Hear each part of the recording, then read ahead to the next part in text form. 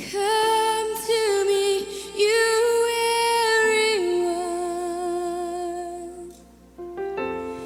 and I will give you rest.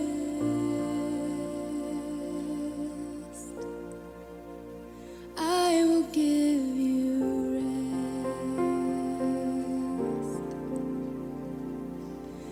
Come to me, you weary ones,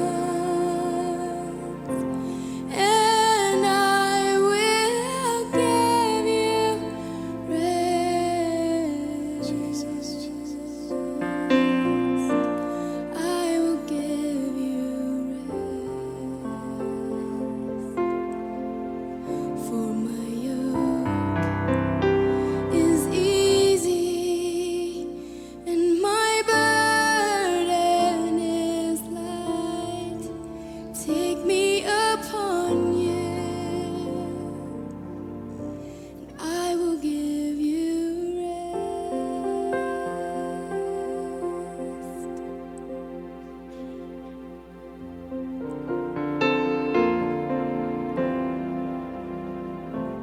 Come to me, you broken one.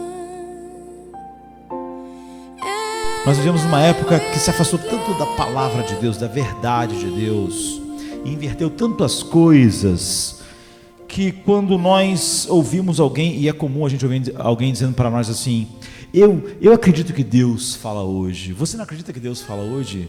Essa pessoa não está falando da Bíblia, porque na mente doentia da nossa geração, a Bíblia, Deus falou ontem, não fala hoje, através dela. Quando elas falam que Deus fala hoje, elas estão pensando em coisas subjetivas na sua mente, em seus corações, exatamente o oposto do que a palavra de Deus é. Deus falando perfeitamente em Jesus Cristo, não é? Pelo Espírito de Cristo, através da sua palavra infalível, tendo revelado tudo o que Deus tinha para nos revelar sobre Cristo e sobre tudo o que Ele faz em seu Filho. Então, é óbvio que todo filho de Deus deve crer que Deus fala hoje, e tão somente através das Escrituras.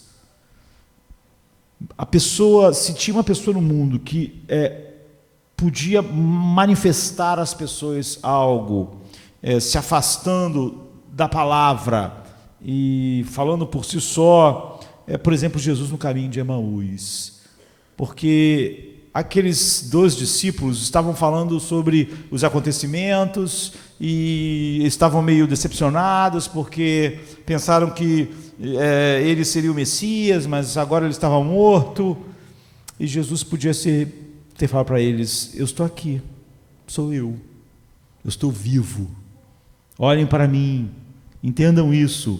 Mas não é o que Jesus fez, não é? Era só se mostrar, mas ele fez com que aquelas pessoas compreendessem tudo através das Escrituras. Ele não se revelou como ressuscitado, ele quis que eles compreendessem a sua morte, a sua ressurreição, a propiciação que foi feita, o plano eterno de Deus através das Escrituras. Então, após sua ressurreição, ele explicou as Escrituras no caminho de Emaús a 2 dos seus discípulos. Nós pregamos há um tempo atrás a respeito desse texto. Eu quero fazer uma pequena lembrança antes de entrar aonde eu quero nesta noite. Então, primeiro, ele repreendeu aquelas pessoas duramente por não terem lido a Bíblia e visto que o centro da Bíblia era Cristo. E olha que aquelas pessoas só tinham o Antigo Testamento, mas para Jesus era totalmente inaceitável eles terem tido acesso à palavra de Deus, que era a Bíblia, né, o Antigo Testamento, e não visto que tudo aquilo era a respeito de Cristo. Então ele diz assim em Lucas 24, 25, 27, ó nécios, tolos, né, e tardos de coração para crer em tudo em que os profetas disseram, ou seja, o Velho Testamento, e começando com Moisés, que escreveu Gênesis, Êxodo, Levítico, Números, Deuteronômio, e discorrendo por todos os profetas, expunha-lhes o que a seu respeito contava em todas as Escrituras. É óbvio que quem anseia por Cristo, anseia pelas Escrituras. Você vê, Jesus, em vez de falar assim, eu estou aqui, estou vivo, ressuscitei, Jesus levou ele para as Escrituras, porque era importante que eles crescem e entendessem pelas Escrituras, e não simplesmente por uma experiência de, eu vi. Eles tinham que saber que tudo que aconteceu era exatamente o que a palavra de Deus tinha dito. Então, Jesus falou tudo o que a respeito dele constava em todas as Escrituras. Esse é o problema. As Escrituras são sobre Cristo. Quando alguém diz, eu creio que Deus fala hoje, o que essa pessoa está dizendo é que o interesse dela não é Cristo. Ela quer saber o que vai acontecer amanhã, se ela vai ter o problema resolvido, se ela não vai ter, ou se vai acontecer alguma coisa. Ela não está interessada em Cristo. De certa forma, é assim que mesmo muitas pessoas vão até a Bíblia. E o desinteresse pela palavra de Deus é um desinteresse por Cristo.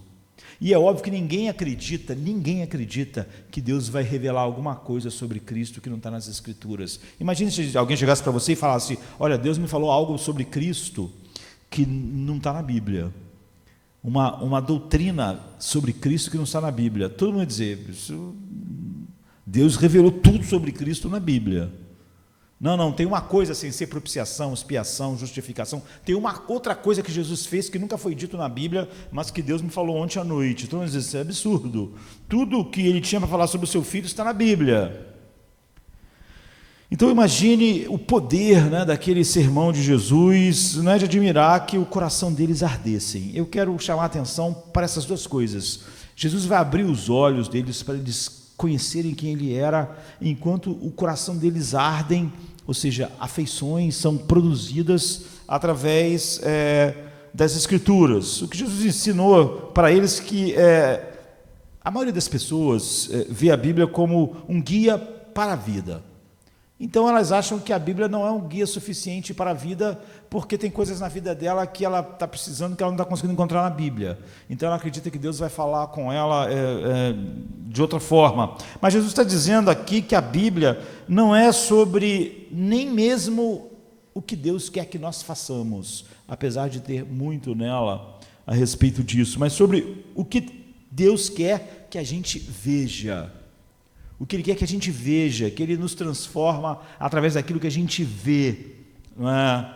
E eu lembro que quando eu preguei nesse texto, eu falei do filme O Sexto Sentido, que é um filme interessante, não é? Mas que quando você chega no fim do filme, a primeira coisa que vem na tua mente é, eu tenho que ver tudo de novo.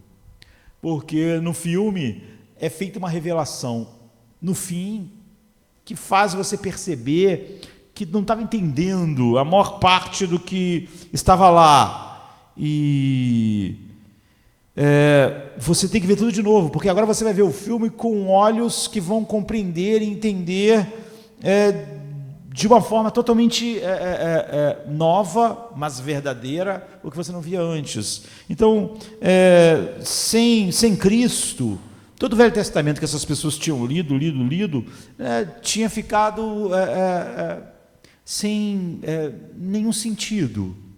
E mesmo quando as pessoas tinham uma visão mais profunda da verdade de Deus, ainda assim tudo era nebuloso até Cristo vir e poder-se finalmente olhar para todas essas coisas através do propósito pelo qual Deus fez todas as coisas. Então pense, para explicar aos seus discípulos quem ele era naquele momento, Jesus não começou a falar sobre o seu nascimento, sobre o sermão da montanha, nem a disputa dele com os fariseus, nem os milagres que eles mesmos viram, não é? Nem um enredo contra ele em que Judas, um deles participou. Jesus abriu Gênesis, Êxodo, Levítico, Salmos, Osés, Isaías, e fez todo o caminho até Malaquias, mostrando tudo que a Bíblia dizia a respeito dele. Ele estava dizendo, é isso que eu sou, é por isso que eu vim, é sobre isso que essa história ela é sobre mim, essa é a maldição que eu suportei, Essa é a maldição que eu suportei para que a iniquidade de vocês fosse espiada quando ela foi colocada sobre mim. Eu sou a bênção que Deus prometeu. Eu sou o sacrifício que Deus forneceu. Cada sacrifício falava a respeito disso. Enquanto Jesus seguiu o caminho através dos escritos de Moisés, dos profetas, do Antigo Testamento, ele mostrou a única maneira em que você pode ler a Bíblia, o único propósito que o Pai tem ao nos dar isso, e é óbvio que ele não fez aqueles links, não se voltou para a história de Noé e começou a ensinar que você precisava obedecer a Deus, mesmo que a multidão não obedecesse, apesar disso ser verdade, mas sim que a história de Noé aponta para, o nome de Noé quer dizer descansar, não é? E ele está dizendo, olha, se esconda em mim como Noé se escondeu na arca, porque no dilúvio da ira de Deus, ou você está fora de mim ou em mim, ou você está seguro em mim porque a mão de Deus fechou você dentro da arca, colocou você em mim, ou você está perdido. Na história de Abraão oferecendo Isaque, a lição não é que você precisa desistir simplesmente das coisas mais preciosas em relação a Deus, mas é que o meu pai deu o seu filho de verdade. E você vê, mesmo Abraão, Isaque precisavam de um sacrifício melhor. E naquele dia um cordeiro foi o sacrifício. Então, mas era sobre mim. E na história de José, não era apontando para como nós devemos fugir da tentação e sermos um homem melhor do que os outros homens. Mas, por exemplo, José se tornou a única fonte, eu diria, de alimento para o mundo. Quem tivesse fome tinha que ir a José. Não é? Ele se tornou o celeiro aonde as pessoas podiam encontrar pão. Então ele está dizendo, esse sou eu, no mundo inteiro eu sou o pão. Quem não vem a mim vai morrer de fome. A sua alma com essa necessidade sem fim, e enfim. Então nós devemos perceber que não existem verdadeiros heróis no Antigo Testamento. É por isso que ninguém é perfeito lá. Não é? Porque a história não é sobre ser como eles, para simplesmente os juízes não são fortes o suficientes. Eles apontavam para um juiz que realmente salvaria o povo, mas quando você lê a história, por exemplo, eu acho que o juiz mais famoso, não é, como Sansão, você vê que eles não são suficientemente fortes. Sansão é forte fisicamente, mas espiritualmente é um acumulador de fracassos. Os reis apontavam para um rei melhor, mas eles não eram reis bons o suficiente. Mesmo o melhor deles, que é Davi, não é, está manchado pela sua necessidade de um verdadeiro rei que reine em sua vida. Os profetas não eram suficientemente claros, ou seja, você não ia conhecer Deus a não ser através do profeta, daquele que vem revelar o Pai.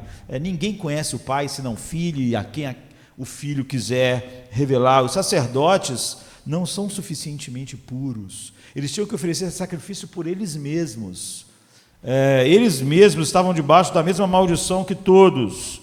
Então o Antigo Testamento, que era a Bíblia para eles, não é? Depois através deles nós vamos ter um novo, serve para apontar a necessidade desesperadora de um conselheiro melhor, um melhor intérprete da lei, um juiz melhor, um profeta melhor, um sacerdote melhor, uma oferta melhor, um altar melhor, um templo melhor. Jesus deve ter olhado para Cleópas e seu companheiro naquele dia, olhando para eles e disse, esse sou eu. Todas essas coisas apontavam para a única coisa, eu sou o único que o Antigo Testamento apontou, eu sou o único que Deus pretendia enviar todo o tempo, eu sou tudo que Deus tem para dizer ao mundo. Você vê como É horrível a ideia quando alguém diz, você acredita que Deus fala hoje, mas às vezes não estão pensando a respeito de Cristo na sua revelação perfeita da sua palavra. Eles estão falando sobre outra coisa. Não estão pensando em Cristo e este crucificado. Então, quando Jesus pegou o pão, abençoou, quebrou, eles o reconheceram. E Jesus tinha feito isso antes. Quando ele orou, os olhos deles foram abertos, e ele depois se deu a conhecer aos outros. Todas essas coisas Lucas contam.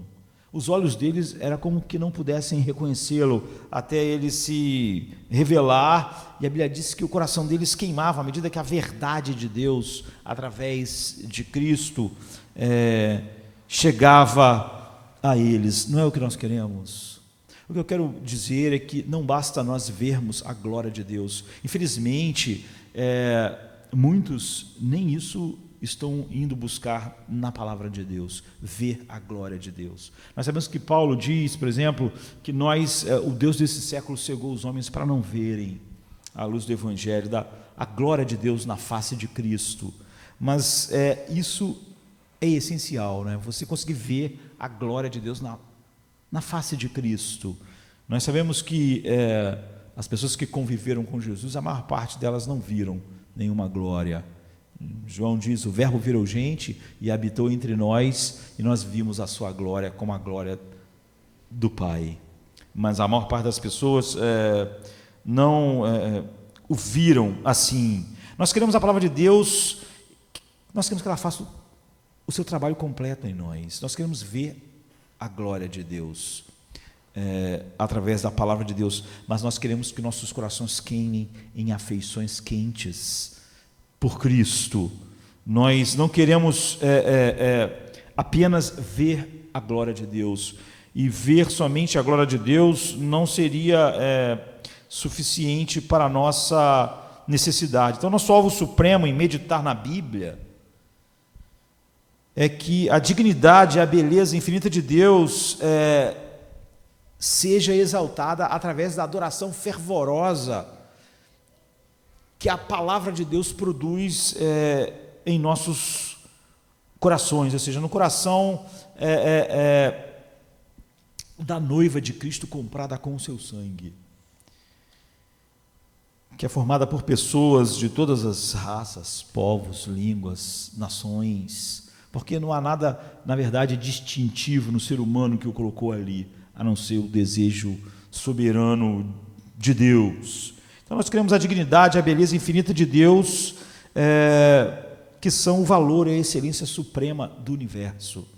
Nós temos meditado várias vezes sobre a supremacia de Cristo e como essa é a única coisa que pode nos levar à santificação. E nós, em segundo lugar, queremos uma adoração supremamente autêntica. Se nossos corações não ardem afeições verdadeiras, então não há adoração autêntica. Nós queremos adoração supremamente autêntica, intensa, que flui da dignidade, da beleza de Deus, e isso é o alvo supremo que nós temos ao ir à palavra de Deus, e é o alvo supremo que a palavra de Deus tem para produzir em nossos corações. Nós devemos sempre ler a Bíblia de Deus para ver essa dignidade, para ver essas belezas supremas, o que é muito diferente daquilo que as pessoas chamam de leitura devocional, que a pessoa quer sentir uma inspiração, não é? Ou um alívio, ou alguma coisa. Ela não está procurando Cristo, ela parece os fariseus, que estavam sempre indo à Bíblia, ou indo a Jesus, sempre as perguntas eram sobre como é que vai ser no céu, com quem vai ficar a mulher que foi casada, e depois o irmão morreu, casou com outra. Eram só coisas que não tinham nada a ver com um interesse voltado para Cristo. Eram só perguntas sobre como é que seria o caso. Moisés nos deu essas regras sobre o casamento, e os interesses deles sempre eram interesses periféricos. E nós devemos ler a Bíblia, a palavra de Deus, para ver essa dignidade, essa beleza suprema, mas não apenas para ver. Ver não é suficiente. E em todo o nosso ver, nosso alvo deve ser desfrutar a excelência de Deus. É óbvio que a leitura bíblica, ou a meditação, ou o que nós estamos fazendo aqui hoje, nunca será algo seco se nós tivermos a experiência realmente de vermos Cristo na palavra de Deus, que é o que aconteceu com eles. Eles tiveram seus corações queimando em afeições. Então, em todo o nosso ver, nosso alvo não é ver a glória de Deus, não é o alvo final. O alvo final é ver a glória de Deus e ter o sentimento correto para isso, para essa glória que você está vendo. Ou seja, é o seu coração responder de maneira adequada à beleza que você vê.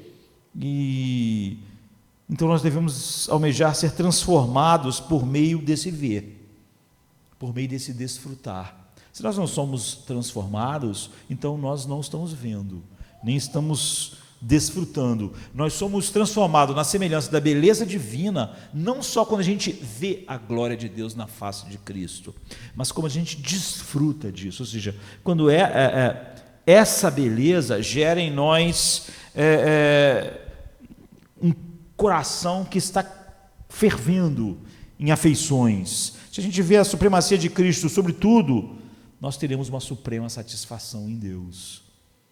E o argumento é que a fé salvadora em Cristo não produz somente o fruto da alegria, mas a própria salvação, a própria fé salvadora é uma alegria, uma espécie suprema de alegria. Ou seja, a fé salvadora, a fé que distingue um homem natural de um homem regenerado, a fé salvadora significa você estar satisfeito em tudo que Deus é.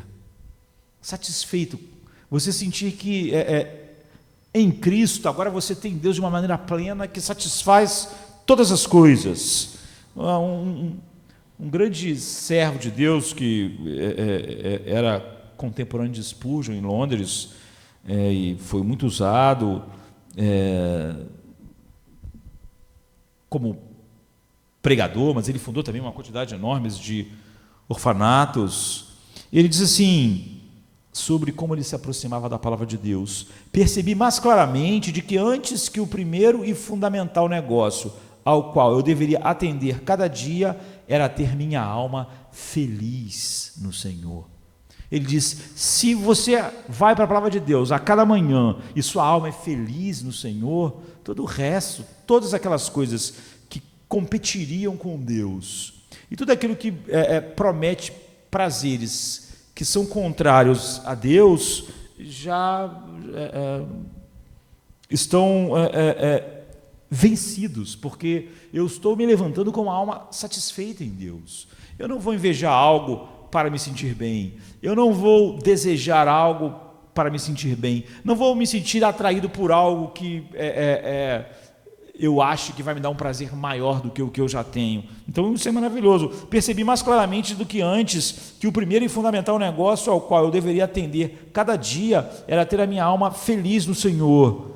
Então, embora ele fosse um homem completamente conhecedor das doutrinas bíblicas, as doutrinas da graça, ele tinha esse forte compromisso, George Miller, com as doutrinas da teologia reformada. Ele nunca se contentava em simplesmente achar as doutrinas na Bíblia e olhar ali para a doutrina da eleição, da regeneração, enfim, do chamado eficaz, da adoção, todas as grandes doutrinas. Ele nunca se contentava com isso, a menos que alguma coisa em comum impedisse. Ele não se levantaria de estar com a palavra de Deus enquanto aquilo não se tornasse um desfrutar dessa glória de Deus. Então a verdadeira iluminação ela só é verdadeira quando ela nos levou a afeições apropriadas. não é? Então, sem dúvida, George Miller concordou com o Spurgeon, que eu disse era contemporâneo dele, que o ver precede o desfrutar. Mas se você não desfrutar, Deus não foi glorificado. É óbvio que você pode contemplar a glória da obra, sei lá, de Da Vinci, indo ao Louvre. Mas se você não desfruta daquilo, se não há uma afeição correspondente à obra, o seu passeio você foi lá. Nós devemos ler a Bíblia com uma busca diligente do entendimento correto, mas esse não é o fim. Não é? Esse não é o propósito final. A gente quer o conhecimento correto de Deus para ter as afeições corretas a respeito de Deus. E todas as afeições ou sentimentos que nós tivermos sobre Deus, que não flui de uma visão correta sobre Deus, não são afeições de fato santas, verdadeiras. Então, certamente, o único benefício de nós lermos e termos a palavra de Deus é porque nós sabemos que essas verdadeiras afeições só podem chegar à nossa alma pelo Espírito Santo através do caminho do entendimento e não do desconhecimento. Não importa quantas afeições ou zelo alguém tenha, como nós vimos esses dias, Paulo diz: eu oro pelos meus companheiros de sangue, os irmãos de sangue. Por quê? Porque eles têm um zelo, eles têm uma afeição, mas sem entendimento. Então a mente precisa de iluminação antes que as afeições possam se levantar. Se minha mente não está contemplando quem Cristo é, então as afeições apropriadas não podem estar apropriadas ao objeto divino. Tem de haver conhecimento de Deus antes de haver amor a Deus. Se alguém tem um amor a Deus antes de ter um conhecimento de Deus, essa pessoa, na verdade, não está amando o Deus de verdade, e nem o Deus verdadeiro. Se a pessoa tem qualquer afeição para com Deus antes de conhecer Deus, qualquer afeição antes do conhecimento não é verdadeiro. Tem de haver um conhecimento das coisas divinas conforme elas foram reveladas pelo próprio Deus, não na minha mente, não nas minhas percepções, antes que possa haver um gozo nelas.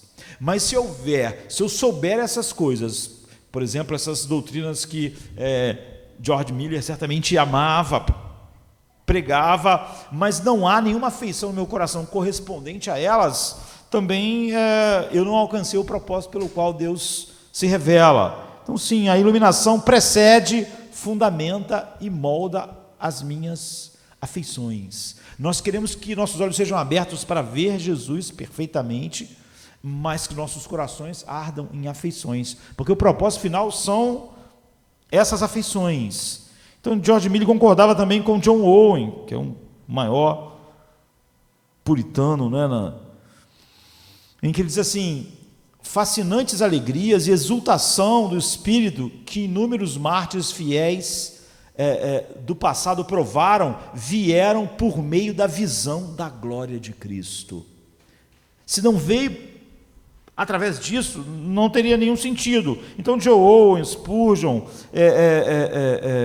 George Miller, nenhum deles estava satisfeito com meras noções sobre a glória de Cristo, nem a visão simplesmente da glória na doutrina que eles enxergavam. Eles liam a Bíblia não somente para ver, mas para desfrutar. Essa é a base de todo o ensino de Jonathan Edwards, por exemplo, mas na verdade é o fundamento de todo o coração que realmente foi capturado pela beleza de Cristo. A Bíblia não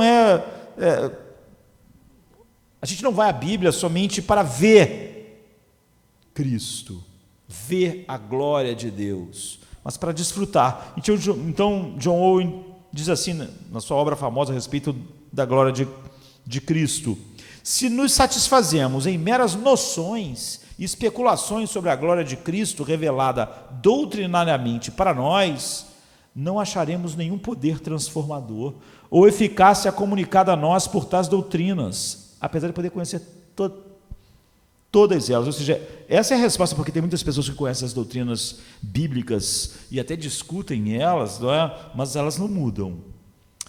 Se nos satisfazemos em meras noções e especulações sobre a glória de Cristo revelada doutrinariamente para nós, não acharemos nenhum poder transformador ou eficácia comunicada a nós por tais doutrinas. Onde a luz deixa as afeições para trás, ela termina em ateísmo prático e formalidade.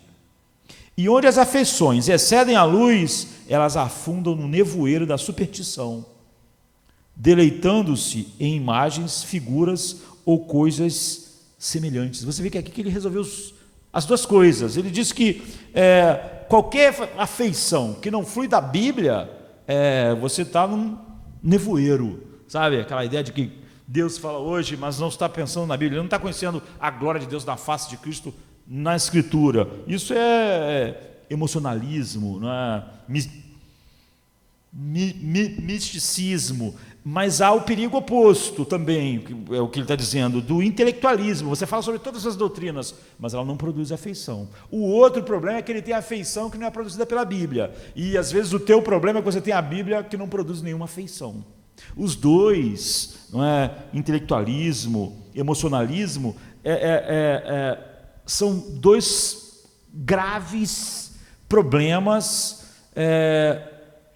que capturam grande parte das pessoas que se dizem cristãs. Então esses homens entenderam, e nós devemos entender o perigo tanto de um quanto do outro. Qualquer afeição por Deus que eu julgo ter, não importa quão deslumbrante seja a afeição, que não veio da minha contemplação e compreensão daquilo que Cristo é através da palavra de Deus. Você vê que Jesus não queria nem que eles ficassem maravilhados com o fato dele estar vivo ali. Ele queria que compreendessem ele, apesar de ele estar ali, ele tinha ressuscitado, e isso seria impactante se ele tivesse logo falado: sou eu estou aqui, estou vivo. Como é que vocês estão tristes? Ele não quis isso. Ele quis que eles entendessem de Gênesis a Malaquias tudo que a Bíblia falava a respeito deles, para que as afeições correspondessem à verdade de fato. Então, o intelectualismo enfatiza o uso do intelecto e suas descobertas sem a correspondente afeição. Então, elas acham, o intelectualismo vai levar a gente só a entender as doutrinas, falar sobre elas, discutir sobre elas, às vezes até defendê-las, mas não corresponde o despertamento das nossas afeições, que realmente nos mudam, como a Bíblia diz, de um grau de glória para o outro. Já o emocionalismo, ele enfatiza o estímulo vigoroso das nossas emoções que estão desligadas da verdade. Elas não estão fluindo, tendo como seu único fundamento e guia a palavra de Deus, a contemplação de Cristo. Então, John Owen nos dá conselho sábio a respeito de como as emoções do coração devem ser arraigadas e moldadas pela verdade, tão somente que a mente vê nas Escrituras. Ele vai deixar claro como as duas coisas eram abundantes também nos dias dele. Pessoas que tinham uma visão das doutrinas, mas nenhuma afeição correspondente à glória dessa revelação, e aqueles que têm afeições quentes, que não fluem tão somente da revelação da palavra de Deus. Então, quando o coração é lançado realmente no molde da doutrina que a mente abraça, não é? Quando a evidência, a necessidade da verdade permanece em nós, como aquelas pessoas tinham olhos para ver Jesus e seus corações aquecidos pela verdade. Então, quando não somente o sentido das palavras ficam em nossa mente, nós sabemos o que quer dizer expiação, propiciação, eleição, predestinação, mas também o sentido das coisas permanece em nosso coração, ou seja, isso não é uma coisa que ficou só na nossa mente, o sentido disso ficou em nossos corações, produziu em nós as afeições correspondentes a essa grandeza. Então, nós estamos tendo comunhão com Deus, na doutrina pela qual, às vezes, até contendemos com outros pelo desvio da verdade. E só assim nós somos protegidos pela graça de Deus contra ataques do homem da nossa própria carne, do mundo. Então, assim, nós somos santificados. Então, eu amo a visão de como buscamos e contendemos pela verdade, mas não como na maioria das vezes a gente vê hoje. Mesmo as pessoas que estão supostamente defendendo determinadas doutrinas, elas estão mostrando afeições exatamente opostas àquela verdade. E a não transformação das suas vidas, evidenciando de que, de fato, elas estão vendo a doutrina, mas não há a afeição correspondente à doutrina. Ou seja, isso não glorifica a Deus e nem deixa ela numa posição melhor, porque não é ver a glória de Deus simplesmente que nos transforma, é desfrutar essa glória, é você ser capaz de ver o que? Beleza nela, ver algo que faz o teu coração se deleitar nela, porque a glória de Deus, até Satanás pode ver, no sentido de compreender a sua grandeza, mas ele não pode ter nenhuma afeição que corresponda a essa glória, a não ser as afeições negativas, não de deleite.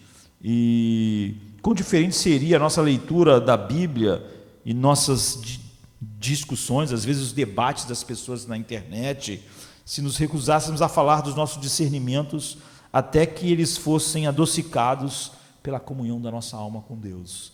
Muitas vezes você vai ver as pessoas discutindo uma doutrina e fica evidente que a alma dela não está adocicada, transformada, mudada por aquela doutrina que ela está brigando a respeito. É só uma questão de que eu entendi algo, você não entendeu, eu vou mostrar a você o quanto eu entendi. Não há uma afeição correspondente àquelas verdades. Então nós buscamos exatamente muito mais do que o conhecimento dessas doutrinas. O objetivo é que em todo o nosso esforço para ver mais e mais da glória de Deus, e a gente só pode ver isso aqui na palavra de Deus, a gente esteja sempre almejando que através desse ver a glória de Deus, a gente desfrute o Deus que a gente está vendo. Ele seja realmente suficiente para o deleite final da nossa alma. Porque é assim que nós somos mudados. Como é que nós vencemos a carne, o pecado, o mundo, o diabo? Porque nós temos uma afeição e um deleite em Deus muito maior do que essas coisas podem oferecer. A carne tem um tipo de deleite que ela pode oferecer. O mundo tem aprovação e todas as coisas que o mundo pode oferecer, e ouro, e prata, não é? e honras. Mas por que então eu sou? Exatamente porque a minha alma, ao ver a glória de Deus, desfruta o Deus que ela vê, essas outras coisas perdem o encanto. E é por isso que nós somos então transformados de um grau de glória ao outro. Ou seja, a gente está sempre almejando experimentar em nosso coração afeições espirituais correspondentes, que são despertadas pela visão espiritual da verdade em nossa mente. E nós adotamos pela nossa leitura, a leitura da Bíblia, o mesmo alvo que Jonathan Edwards disse que ele tinha ao pregar, porque quando eu e você em casa estamos lendo a palavra de Deus, o objetivo é o mesmo pelo qual nós estamos ouvindo a pregação da palavra de Deus. Ele diz assim: acho que tenho o dever de elevar a afeição dos meus ouvintes tão altamente quanto eu puder, contanto que não sejam afetados com nada menos do que a verdade, e com afeições que não sejam discordes à natureza daquilo que são afetados, ou seja, emoções que estejam em acordo com aquilo que o afeta, que é a verdade. Qualquer emoção que não está de acordo com aquilo que está me afetando seria contraditório, não é? Então nós lemos a Bíblia para que nossas afeições sejam elevadas, nosso deleite em Deus seja elevado.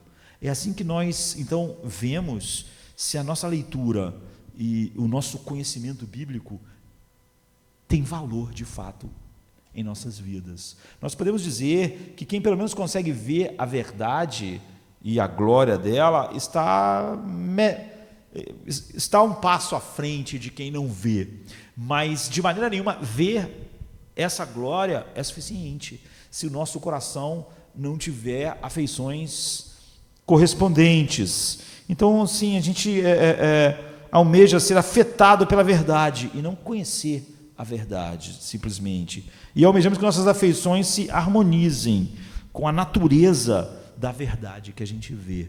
Então a gente pode pegar uma supremacia de Cristo, que é a beleza, ele se humilhou. Nós podemos gastar um tempo vendo essa glória dele, mas, por fim, isso deve produzir afeições correspondentes a essa verdade, a essa beleza de que ele não se apegou a seus direitos, de que ele tinha um desejo tão grande de glorificar o Pai, que o mais baixo em humilhação que isso tivesse que levá-lo não foi uma barreira. Ao criar despertar em mim a afeição correspondente ao deleite nessa beleza de Cristo, isso traz ao meu coração satisfação, e ver agora o se humilhou para a minha vida não como um problema. Ou seja, assim o Espírito Santo está me mudando. O nosso alvo supremo, então, ao ler a Bíblia, de acordo com a própria Bíblia, é que a dignidade que é vista em cada beleza suprema de Cristo e essas belezas infinitas de Deus sejam exaltadas através da adoração. Isso me leva a ficar tão encantado que eu adoro a Deus por aquela beleza que eu estou vendo, por causa da ternura e das afeições produzidas em meu coração, e é assim que é a única maneira de agir a eterna noiva comprada pelo sangue de Cristo. Essa é a paixão do seu coração. É por isso que ela diz que o meu amado é totalmente desejável. Ela está encantada. Nosso alvo, então, deve ser desfrutar a excelência de Deus acima de tudo, não é? E o ensino dessa aplicação é que ver a glória de Deus, quando nós lemos a Bíblia, nunca é um fim em si mesmo. Então, se você vai à Bíblia buscando outra coisa que não é Cristo, isso é estar na escuridão, é o que a maioria das pessoas está fazendo, é o que as pessoas da época de Jesus estavam fazendo. Elas não estavam indo lá para ver Cristo, mas mesmo ir lá para ver Cristo, quando a gente quando a gente vai na Bíblia com o objetivo certo, não é um fim em si mesmo. Porque se eu for na Bíblia e ver Cristo e ver essas belezas de Cristo, isso não me levar a desfrutar Cristo, ou seja, não me levar ao deleite, à satisfação em Cristo, eu perdi o fim pelo qual eu devia ir à Bíblia buscar Cristo. Então nós buscamos o discernimento, o conhecimento correto, a fim de gozar aquilo que Deus é em Cristo. Nós buscamos o conhecimento correto a fim de amar a Deus de uma maneira verdadeira e que corresponda à sua beleza. Você quer o conhecimento correto para a afeição do amor tomar a forma que ela deve ter, e as outras afeições. Nós buscamos a doutrina, nós queremos saber sobre eleição, predestinação, justificação, nós queremos saber da doutrina. Para quê? Para nos deleitarmos nele. E os olhos do coração servem às afeições do coração. Quando o salmista diz, abre os olhos do meu coração para ver as maravilhas da tua lei, ele está dizendo, eu quero que os olhos do meu coração vejam de maneira que eu fique maravilhado, não é? Que a afeição seja produzida assim. Isso não quer dizer que quando a gente vai à palavra de Deus diariamente, a gente só tem essas afeições doces. Por fim será, mas nem sempre, não é? Há uma correção necessária para a gente não achar que desfrutar e gozar dessa revelação seja sempre algo só doce. Nós podemos e precisamos, não é, tratar, desfrutar como algo positivo, que a maior parte dessas afeições são assim, gozar, amar, se deleitar. Estamos falando de algo positivo, mas a razão é que essa é a maneira como a glória de Deus faz sua obra transformadora mais profunda e como ela vai ser eternamente. Mas por ora, enfim, agora isso vai trazer uma satisfação profunda e uma satisfação eterna. Mas também é claro, com base na Escritura, que Deus usa a Escritura para produzir não só afeições ou emoções prazerosas em nossos corações, mas nós vemos a glória de Deus e isso produz também em nós emoções dolorosas, afeições dolorosas. Essas procedem também de a gente ver a glória de Deus, ou seja, se eu vejo a glória de Deus, necessariamente eu também vou ter afeições dolorosas, e tem igualmente o mesmo propósito, essas afeições, me transformar à sua própria maneira. Elas são destinadas a realizar a mudança que eu preciso. Eu não preciso só de afeições doces, eu preciso de afeições amargas, porque é assim que Deus me ensina a me afastar dos pecados destrutivos, ou seja, das mentiras de que existe mais prazer em alguma coisa do que em Deus, que chega a nós em Cristo. Então isso faz com que nós sejamos atraídos positivamente para a satisfação superior em Deus. Então Deus não cessa de ser glorioso quando Ele nos disciplina, não é? No entanto, essa glória nos leva primeiro à tristeza e não à alegria, para nos levar à alegria. E depois, por meio dessa tristeza, nos levando ao arrependimento, ao lugar certo para o nosso coração experimentarmos alegria. Hebreus 12, 6 e 11, por exemplo, diz assim: o Senhor corrige a quem ama e açoita a todos os seus filhos, a todo filho a quem recebe. Toda disciplina com efeito no momento não parece ser motivo de alegria, mas de tristeza. Ao depois, entretanto, produz fruto pacífico aos que têm sido por ela exercitados, fruto de justiça. Então, o propósito de Deus é fruto pacífico, de justiça e não tristeza. O propósito nunca é tristeza, é o gozo e o deleite. Entretanto, ele pode causar tristeza por causa da prazerosa experiência de paz que Ele quer que reine continuamente em nossos corações. Isso faz nós percebermos que Deus não cessa de ser glorioso para nós quando Ele diz aquelas para nós, quando nós estamos enredados, por exemplo, pelo pecado. Tiago 4, 9 e 10 diz: afligi-vos, lamentai e chorai, converta-se o vosso riso em pranto e a vossa alegria em tristeza, humilhai-vos na presença do Senhor e Ele vos exaltará. Ou seja, o alvo de Deus é nos exaltar. O que é isso? É nos mostrar e nos fazer gozar toda a beleza e tudo aquilo que Ele é para nós em Cristo. Esse é o alvo, mas no caminho para isso, a estratégia de Deus pode ser repreensão, pode ser muitas coisas que vai nos levar a chorar, e essas afeições são tão necessárias para a alegria quanto aquelas que nos levam diretamente à alegria. Então pode exceder nossa compreensão, mas isso é algo que você deve desfrutar. Quando a gente usa a palavra desfrutar, parece sempre que é algo que não tem dor. Ninguém desfruta da dor, você sente dor, você sofre dor, não é?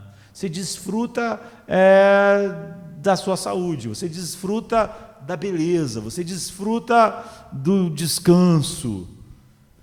Mas, apesar de isso poder exceder, a princípio, a nossa compreensão, a disciplina e as afeições de tristeza, de humilhar,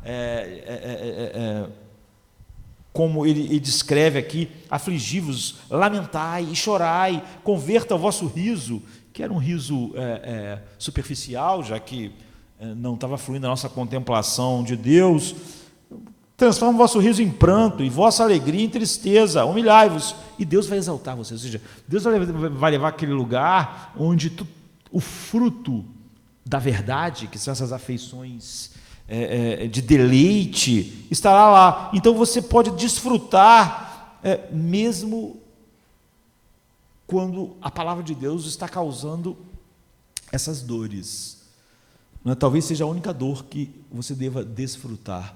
Os únicos sentimentos assim que você não suporta, como é normalmente, mas você desfruta eles, como está em Tiago 1, 2 e 3, tendo por motivo de grande alegria passar por várias aflições, sabendo que a aprovação da vossa fé, uma vez confirmada, produz perseverança. Ele diz que seja uma grande fonte de alegria a disciplina de Deus na vida de vocês, as aflições onde Ele coloca vocês, que vocês tenham gozo nisso, que vocês desfrutem isso, porque vocês sabem o que isso produz. Produz aquele fruto pacífico. Então há muitas comidas, não é, na gastronomia assim, mais sofisticada, que eles misturam o amargor e a doçura, porque é uma maneira de tornar o teu paladar mais sensível aos doces e melhores sabores. Isso significa, para a nossa leitura da Escritura, que ver a glória de Deus pode não despertar a princípio doçura de seu valor e beleza, mas tristeza em nossos corações, pode nos levar a nos lamentar, pode despertar as tristezas de pecado não esquecidos e da corrupção remanescente em nossos corações. E desfrutar essa verdade dolorosa significa aceitá-la e não negá-la. Você não está desfrutando essa verdade de Deus quando você começa a se defender, quando você diz que isso está no seu coração, é por causa disso, daquilo outro. Você desfruta disso quando você enfrenta ela como verdade. Em vez de ela levar você a uma desculpa, leva você ao choro, leva você à tristeza. Você está desfrutando a disciplina de Deus quando Ele te leva para aquelas situações dolorosas que expõem aquelas coisas que ocupavam um lugar muito grande em sua vida e que não deviam ocupar. Então significa ser grato e permitir que a repreensão e a correção de Deus tenha seu efeito completo em contrição, em humildade em seu coração. Você está tendo então a afeição correta correspondente a isso. Significa também permitir que nos levem às misericórdias de Deus, aquela afeição terna da nossa necessidade profunda da misericórdia de Deus. E quando nós olhamos para essa misericórdia, em vez de simplesmente cantarmos elas e falarmos sobre elas, nós olhamos para ela como uma beleza que desperta afeições profundas em nossos corações, porque nós de fato experimentamos aquela afeição da miséria que a verdade produziu em nós. Então você vê, nós sempre lemos a Bíblia em busca dessas afeições e nunca estamos satisfeitos se elas não são produzidas, porque ver a glória de Deus só teve um valor para nós se nós respondemos corretamente, não é, a essa glória. E esse princípio permanece. Nós nunca lemos a Bíblia apenas para ver a glória de Deus. Não viemos a um culto para ver a glória de Deus. Nunca lemos apenas para aprender, saber, acumular ou cultuar. Sempre vemos, aprendemos e sabemos na busca da afeição e dos sentimentos que correspondam àquela beleza que Deus está revelando para nós. Ou seja, não importa se alguém te levou a uma ópera de Mozart e ali aquela glória, aquela sofisticação da música, ou a um concerto de alguma das suas obras, se a afeição que produz no seu coração é tédio, é cansaço, é abrir a boca, ficar pensando quão difícil é você estar ali. A obra é gloriosa, mas os seus sentimentos são opostos à obra, não são correspondentes. Você não exaltou aquela obra, apesar de você foi lá e você olhou para ela. Então, olhar a glória de Deus na Escritura, você não foi lá só para ver a glória de Deus, você foi para buscar a afeição correta e proporcional a essa glória. Então, o conjunto de emoções em resposta ao que nós temos ao ler a Bíblia é tão amplo quanto a verdade revelada de Deus. E como ela é muito ampla, muito rica e muito diversificada, o conjunto de afeições em nossos corações deve ser muito amplo, muito rico e muito diversificado. A verdade pode ser, às vezes, horrível. Quando a gente, por exemplo, lê o assassinato de todas as crianças de Belém, as nossas emoções devem incluir o quê? Repugnância, ira, pesar. Essa é a verdade sobre nós, homens. Morre a mesma quantidade de seres humanos por todas as doenças juntas e acidentes da quantidade de aborto que há no ano no mundo. Você pode ficar chocado com a história de que esses infantes foram mortos só porque Herodes queria matar Jesus, mas na verdade, por motivos fúteis, a mesma quantidade de pessoas que morrem por todas as outras mortes são assassinadas no ventre de suas mães no mundo. Você vê a miséria humana, você sente o peso dessa miséria. Por exemplo, quando você está lendo Mateus 2,16, você vê entre essas afeições do nosso coração produzida na realidade bíblica, há repugnância, ira e pesar. A vontade pode ser indescritivelmente preciosa, como as palavras dirigidas ao ladrão, por exemplo, que foi morto ao lado de Jesus. Em verdade te digo que hoje mesmo estarás comigo no paraíso. Nesse caso, as emoções incluem o que? A admiração. Jesus, quando estava debaixo da ira infinita do Pai, ainda assim olhou para um daqueles que o Pai deu a ele na eternidade, e no momento em que ele está experimentando a ira pelo pecado daquela pessoa que está do lado dele, ou seja, tudo que ele estava sentindo, experimentando, era aquilo que aquela pessoa fez, ainda assim, o seu olhar de compaixão e de amor. Então você pode, as emoções podem incluir admiração, gratidão, não é? Quanta gratidão, tudo que ele experimentou foi por causa de mim, e esperança. Se aquele homem morrendo ao lado dele, que vai morrer em pouco tempo, não vai servi-lo, não vai fazer nada nesse mundo, só vai morrer depois de ter vivido uma vida inteira de desonra a Deus, está sendo coberto completamente pela justiça de Cristo, pela sua beleza, de tal maneira que o Pai vai olhar para aquele homem, aquele ladrão, e dizer: perfeito, estou satisfeito. Então isso nos dá uma esperança invencível.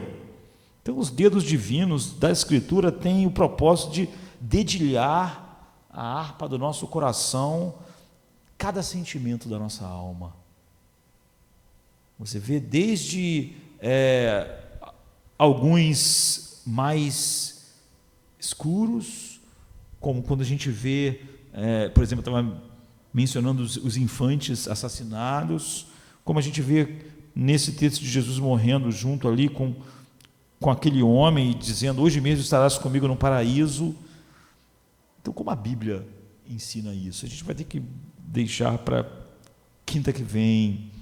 Mas a Bíblia deixa claro que em toda a nossa leitura da Bíblia, nós devemos nos mover do ato de ver a glória de Deus para o ato de desfrutar a glória de Deus. E se nós lermos a Bíblia, não buscando outra coisa que não é Cristo, o que a maioria faz, mas isso não ter nenhuma relação com a Bíblia de verdade, mas indo na direção correta, que é buscar Cristo, o assunto da palavra de Deus, mas nós não podemos achar que simplesmente ir buscar Cristo e ter uma visão correta disso lá é o nosso propósito. Então a Bíblia nos ensina que todo esse processo é real quando a gente se move, não é, do ato de ver a glória de Deus, porque você pode achar, ele se esvaziou e desceu, você está vendo, caramba, mas isso não levar você a desfrutar essa glória. E quando você não desfruta essa glória, não é operado em você uma transformação de um grau de glória para outro grau de glória. Você, óbvio que vai começar a ver o seu orgulho, a sua ideia de querer ocupar um lugar de uma outra maneira, depois que as afeições corretas foram produzidas no seu coração, vendo Jesus se levantar do seu trono e se tornar um homem, e se humilhar, e ser obediente até a morte. Você vê que obedecer a Deus não é fazer algo que eu acho que eu faço melhor. Imagine, muitas vezes a gente pensa assim, Deus vai me usar, o que eu sou bom? Eu sou bom em fazer alguma coisa. Deus vai me usar isso, é isso que é o meu ministério. A gente chama isso de ministério, né? Imagine, se Jesus quisesse honrar o Pai assim, o que eu faço bem? Eu morro bem na cruz. Eu sou chicoteado, eu tenho uma vocação para o chicote. Seria ridículo. Não é? Quando eu estou lendo isso, Deus está despertando todas essas afeições que mudam toda a maneira com que eu enxergo o meu servir a Deus. O Espírito Santo está me transformando. Então, é o que a gente vai ver, é da onde a gente vai continuar na semana que vem, como a Bíblia ensina isso para nós, a gente se mover do ato de ver a glória de Deus para o ato de desfrutar dessa glória de Deus, que é a maneira pela qual o Espírito Santo nos transforma. Vamos ficar de pé, vamos orar. Pai, a Tua palavra, Senhor Deus, como vimos, tem o propósito, Senhor Deus, de com Tuas mãos, toda poderosas, Senhor Pai, santas, dedilhar, Senhor Pai, toda a gama, Senhor Deus, de afeições, tão rica quanto é a Tua palavra, que é a revelação de quem Tu és em Teu Filho, em nossos corações. Nós não queremos menos nesta noite, nem nenhum dia das nossas vidas. E nós sabemos, Senhor Pai, que quando essa realidade, Senhor Pai, opera em nós, haverá doçura mesmo nas coisas mais amargas, Senhor Pai, que nós precisamos experimentar e viver para que Cristo seja glorificado em nossas vidas no mundo. Que nós possamos, Senhor Pai, realmente ter a Tua palavra como o nosso único tesouro na terra. Que nós possamos, Senhor Pai, quando falar, Deus fala hoje, estarmos tão somente, Senhor Pai, com a Tua palavra em nossas mentes. Ela, Senhor Pai, não é só suficiente, ó Deus. Ela, Senhor Deus, está muito além de tudo aquilo que nós desfrutaremos, não só nesse mundo, mas por toda a eternidade. A revelação que Tu fizeste de Si mesmo em Teu Filho amado. E nós precisamos do Teu Espírito, Senhor Pai, para que nós possamos ver o Teu Filho como Tu vês. E precisamos do Teu Espírito para ver a Ti como o Teu Filho vê. Com as afeições, Senhor Pai, proporcionais, ó Deus, a tamanha glória, tamanha beleza, que produz afeições, Senhor Pai, ó Deus, de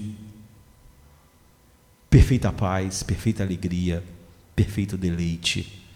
Que cada um de nós possa, cada dia, Senhor Pai, com a Sua Bíblia, com a Tua palavra, ó Deus, em seu quarto, juntos aqui, experimentarmos essa gama, Senhor Deus, enorme de afeições, para que nós sejamos cada dia mais parecidos com Teu Filho, pelo poder do Teu Espírito, Senhor Deus, que nos leva a ver, desfrutar, e então sermos transformados em outro grau de glória, até que seja dia perfeito. E nós sabemos que quando, ó Deus, estivermos nesse estado glorificado, ainda continuaremos para sempre conhecendo e prosseguindo a conhecer tudo que Tu és, ó Deus, em seu Filho amado.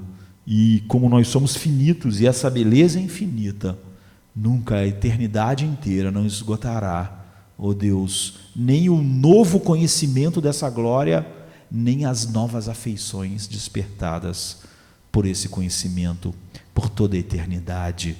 É essa em nós hoje, Senhor Pai, nesta noite, e onde estivermos amanhã ou depois de amanhã, ou nos momentos que estivermos partindo desse mundo, será sempre uma esperança de glória em nossos corações, porque Cristo em nós sempre nos leva a isso, Pai, e nós vamos nos gloriar na esperança da Tua glória e também nas tribulações que nos conformam, Senhor Pai, ao experimentarmos ela com as afeições corretas, vindas da Tua palavra, de uma maneira que nós somos transformados.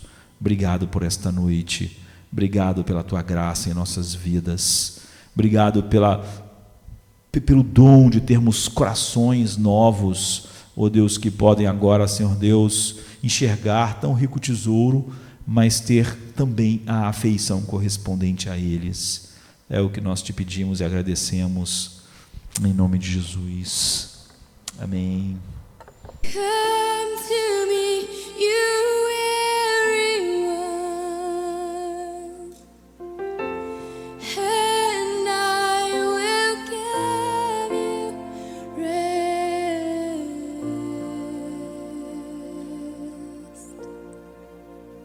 I will give you rest.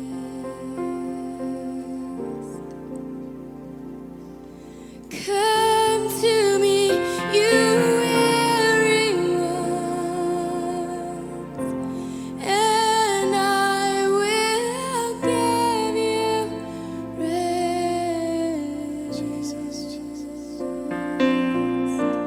I will give you rest.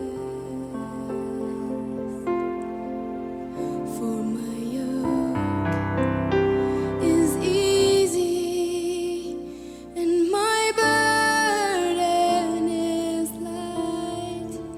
Take me